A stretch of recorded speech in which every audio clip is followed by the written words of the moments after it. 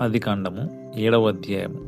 దేవుని మహాప్రలయం మరియు నోవహు ఓడలోకి ప్రవేశించడం గురించి వివరిస్తుంది. ఈ అధ్యాయం యొక్క సారాంశం.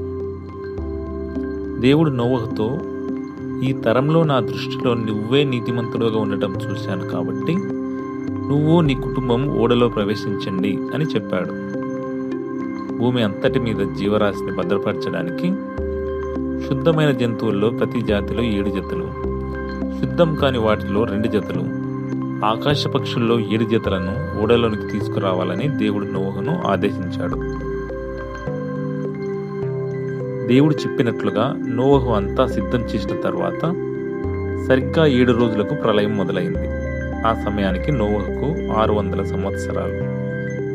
ఆ మహాప్రళయంలో మహాలోతైన ఊటలన్నీ ప్రబలి ఆకాశపు తూములు తెరుచుకుని పోయాయి. 40 పగళ్ళు 40 రాత్రులు ఎడతెరిపి లేకుండా వర్షం కురిసింది. నీరు భూమిపై అత్యంత వేగంగా పొంగి పొర్లింది. ఆకాశం క్రింద ఉన్న సమస్త పర్వతాలు మునిగిపోయాయి.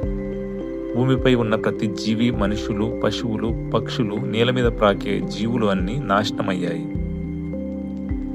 ఓడలో ఉన్న నోవహు, అతని కుటుంబం మరియు వారితో ఉన్న జీవరాశి మాత్రమే ప్రాణాలతో మిగిలారు.